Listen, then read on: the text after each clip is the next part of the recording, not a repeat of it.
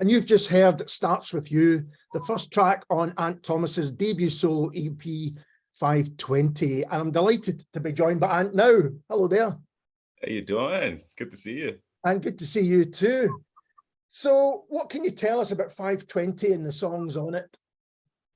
It's an EP. It's my first one. And the beginning of the year, I realized that I don't have any solo material out. And I've been working on a few projects with other people. And I need to write something for myself, something that I would want to hear, something that my daughter would want to hear, my wife would want to hear. So just something we can play about in the house, something a bit more personal and just, from a different place. So that's really it. It started at the beginning of the year. I just kind of had this like realization that I just wanted to write something just honest. Not saying everything else wasn't honest, but just something a bit more singer-songwriter with not so many instruments, just something a bit more stripped back. And so that's one of the main reasons, because I love that type of music, from other artists, when they just kind of just pull everything back and just you can hear the words and hear the soundscapes and the guitar and just things like that. Because as people will have heard on Starts With You, it's quite pared down, isn't it? As you say, it is very much a kind of singer-songwriter project. Yes, it is. Because a lot of people will know you as the front man of Dope Sick Fly, which is obviously a big band, funk sound, and everything that goes with it. You've explained why you wanted to write these songs. They were never under consideration for the full band experience. They were always going to be done as a solo project. Yes, it was always going to be a solo project. I've had maybe two of the songs for maybe a few years, and the rest of them, but they weren't all together. It was just pieces, sitting about the house. I kind of felt it wouldn't work in the type of music that Dope Sick Fly makes, and so I just kind of said, let me just try this out on my own. And then I reached out to my great friend that I work with in the recording studio, and I called him and said, "Hey man, would you want to record it for me?" And he was like, "What took you so long?" It's like, so we ended up going in their studio and recorded over those months, and he really guided me. That must be really nice to hear, that people have been waiting for you to do that for some time. Yeah, it was really nice, and it was good to have somebody next to me. My wife and Chris is the guy that helped me record it. I told them both, look, just don't let me put too much in it. Don't let me put too much instruments in it. I kind of want to stay stripped back. And sometimes I would throw everything in it and they'd be like, that's not what we talked about. Let's pull it back out, But it really works, because it shows your voice off brilliantly, beautifully. Because usually you've got all the instrumentation going on and you're really going for it. To hear it kind of, you've really got to, listen. You got to kind of almost lean in and listen to what's being sung and how it's been sung. Yeah, I really appreciate that. Actually, that's kind of what we were going for. We try to stay on that journey because it's so easy for artists to start something in a way and then it just turns into a completely different, idea, and then you're like, that's not what I was thinking about. So it worked out really well to have two people that can guide me.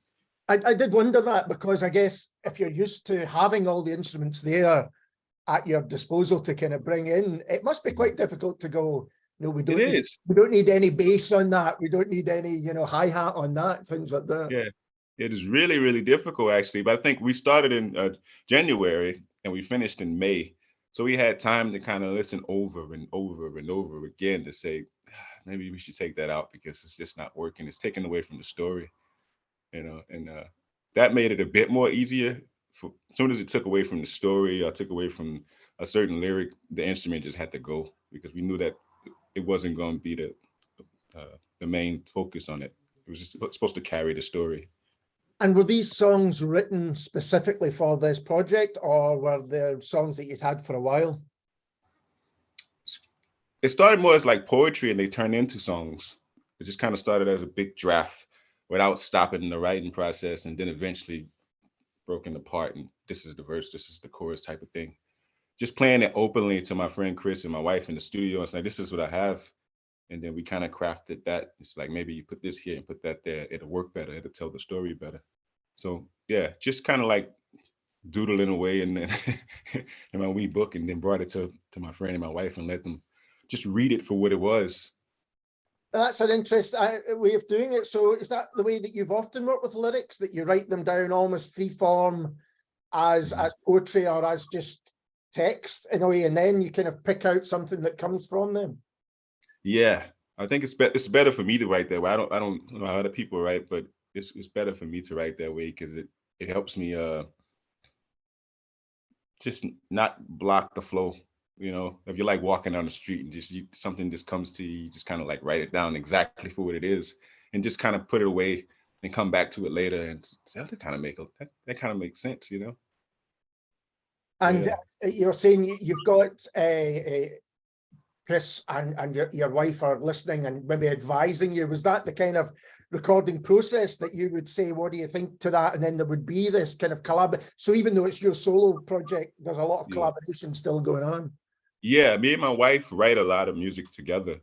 So I usually do a lot, just like I said, just free write. And then we would sit about the house and I say, you know, does it make any sense? You know, is it going anywhere? So she would always help me with that part. And Chris was more like arranging, like saying, maybe this part should go first, you know, like starts with you. Maybe you should say this first instead of just going straight into the verse, the fasty part, you know. So just things like that. It had a good balance to it, you know. And I noticed on the track listing, Magpies, which we'll hear after we finish talking, has got Craig Weir and Francis Knowes credited on it. So yes. Could you explain their role in that song? And are there other people on that record as well? Yes, well, on Magpies, yes, there's Francis and Craig. They helped tremendously on it. You know, it started off as a really slow song, just kind of finger picking, and then I changed it and let Francis hear it, and we started doing the vocals together in the chorus. And then I went to the recording studio and recorded that a version of it, and then I sent it to Craig because I was like, I really want something different, like maybe like bagpipes, because I know he's brilliant. He's brilliant at it, and it's just, you know, that's like his family. That's all they've been studying it forever. So I figured I would go to him because we played a lot of gigs together already. And he's a great guitar player, a great bagpipe player. He plays the fiddle, you know. So it was just good to collaborate with on there. He brought the magic to it, and Francis brought the magic to it too, sonically. And then Chris put it together as a production. So it's beautiful. It really finishes the EP off, you know, almost perfectly. You know, you've got this kind of slightly bigger sound, but you know, not, and it still fits in with what's going before. Yeah, we wanted it to feel like a celebration. Yeah, you know, because all the other songs are so stripped back. It was like, this one needs to feel like a celebration of life, just, you know, appreciating every moment. So it's one of those. And my daughter is also on the Starts With You. oh really? Yeah, she's on it. She's the superstar of the family, you know. But she's singing in Gaelic. There's a part in it, it's called Fasca de Hul, and it means open your eyes. So her and her friend is singing in Gaelic on it.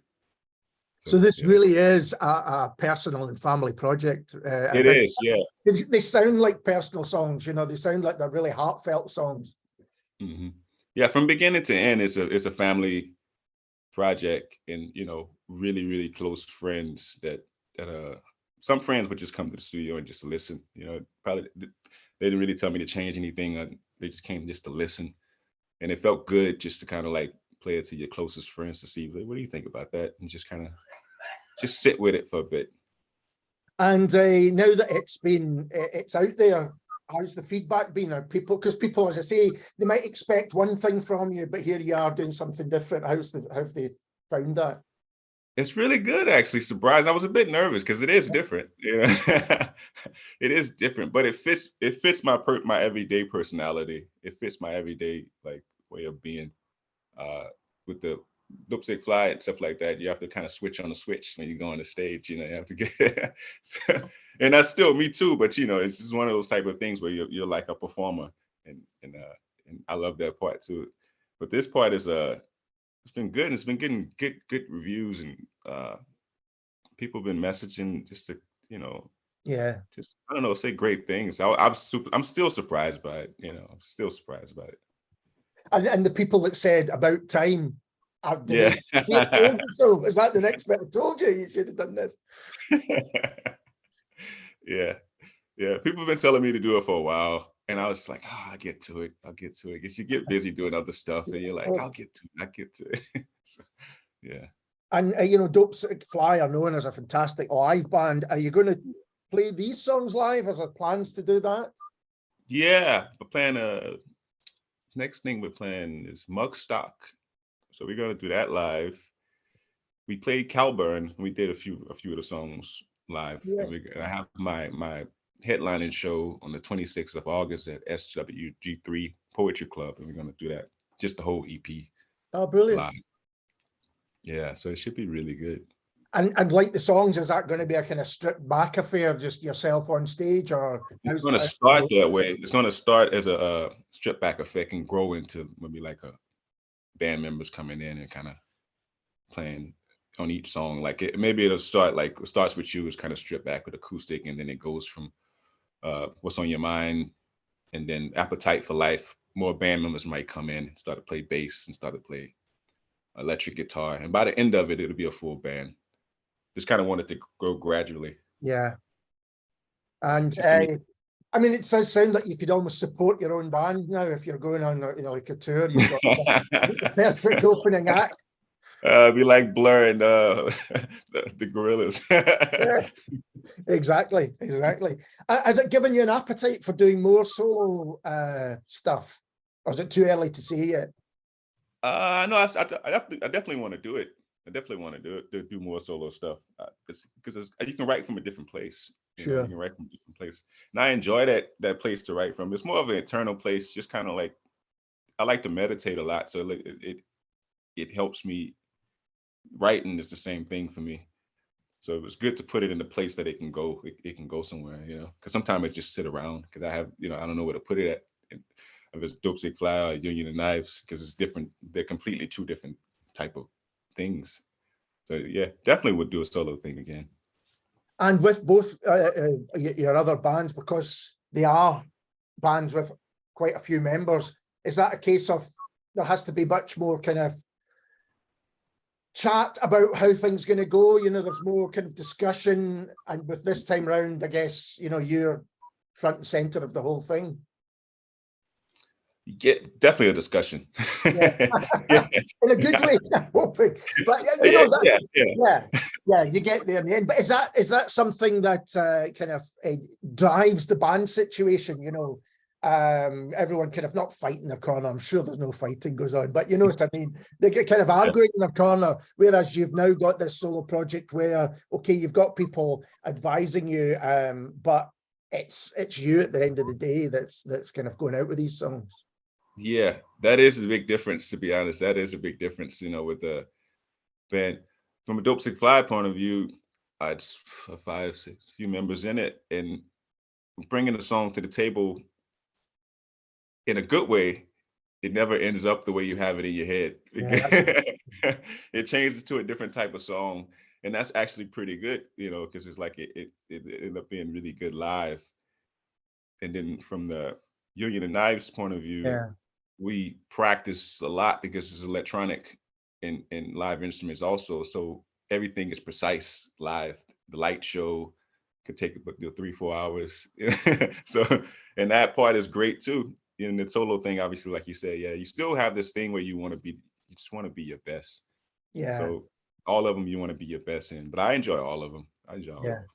It's nice, I guess, to have the three different projects, but with 3 different kind of dynamics as well, and making 3 different types of music. Yeah, it's really good. It's mentally, it's amazing because it keeps you sharp. It keeps you like just aware of because I love electronic rock and I love funk and soul and jazz. I love both of those type of genre musics, and just to be in 2 bands that kind of do that, and it's joy. It feels good to even go to rehearsal to do it, because you're not going in just doing the same old thing. Yeah. So it's really good. So is it kind of in terms of writing, if you get kind of stuck with one, can you then go, right, I'll park that just now and I'll go and work on something else, which maybe, is a different style, so you're not thinking about it the same way? Or is it you just have to concentrate on what you're doing? it's that way. It's just kind of like when sometimes I think definitely in a band you can, uh, I think you can just sometimes you can tour for a long time, and then you don't you need to find to be creative again. So you have to go do something else because Yeah, tour life is different from recording life. yeah. It's completely different, And if you go in with a touring mentality in the studio, it doesn't really sound that good. You know, it sounds like a live album if that's what you're going for, then it'll sound like a live album. But it's something about it. You need to be kind of, well, for me, I need to be refreshed and doing something else for a bit, then come back to the band and then go to the recording studio. I just kind of separate from playing live to recording because vocally and songwriting wise, every song you start to sound the same because you've been on tour, you know. That's really interesting, particularly from a band, as I say, the Dopesick Fly point of view, because people say, oh, I went to see them live. It would be great if they recorded live, and that would be, but actually recordings, you have to do each instrument individually or do the vocals separately. And, Process. different things. Yeah, process, absolutely. Yeah. Because It's a that's why tedious people process. don't just go into a studio and play live, because it really isn't going to sound as good as it should. No, we tried it a few times. It didn't work out. I mean, it felt good playing, and you listen back to it, and it's like, this is not what we thought it was. That's really, really interesting. As someone who's not a musician, to think, well, it should sound the same, but I can totally understand maybe why it just doesn't work like that. Especially if you tour back to back, also you got to think about your body, your mind. You're drinking enough water. You're drinking too much alcohol. Are you eating right? If you take all that into consideration and just go right back into the studio with that same thing, you need a break. You need to take a nap or something. Because I kind of assumed that there'd be different mindsets for each band and your solo work. But you're saying actually you need different mindsets within the same band as well. You can't, there's an on-tour thing, then there's recording, and then there's, of course, life away from it as well. And they're all important. Family. Yeah, then if everybody has family also, you have to make time for that also. Yeah. So yeah, definitely. But some people do. Some people, I know a lot of people that actually do just go into the studio and play live, and it works. Yeah. For them. So yeah. And you've got this gig coming up in SWG3. Have you any kind of plans beyond that, or are you not for the moment?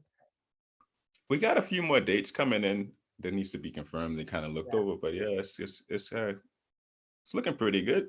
Actually, it's looking pretty good. So hopefully we can keep it going. Cause I'm enjoying it.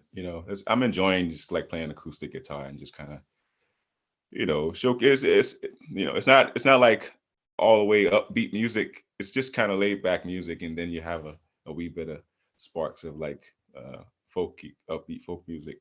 But it's definitely one of those type of shows that I did it a few times already. Me and my friend Chris, we did about maybe 3 of them, and it's been really good. We opened for James Walsh and Colin Beatty at the Candlewicks, and it was so beautiful. We didn't know what to think because we never played the songs live. But it went across really well. Oh, brilliant. And certainly it must be potentially easier to take on tour than Dopesick Fly would be. Oh yeah. Everybody's pretty laid back. Everybody's pretty laid back in Dopesick Fly, so it's actually all right. Yeah. I'm just thinking of you technically could, I suppose, jump in a car with your guitar and move to the next gig. Oh yeah, that's been great to be honest. That part has been brilliant. Yeah, it's been really good. And talking of the two bands, is there any future plans coming up for Dopesick Fly and for Union of Knives? Is there things in the pipeline there? Thinking, and I've doing a few dates in, I want to say September, November. Guess we're getting ready to put out that album pretty soon. Cool. And then Dopesick Fly, still playing festivals and still, trying to get everybody in the studio and make it work. Yeah, but it's all good. Everybody's good. So, well, I didn't know what to expect when I heard the EP, Ant, but absolutely love it. I think all the songs are great. So I hope everybody else gets to hear that. That means a lot coming from you. I really appreciate it. Oh, it's absolute pleasure. And thank you so much for taking the time to talk to me today. No, thank you for having me. And this is Ant Thomaz and Magpies.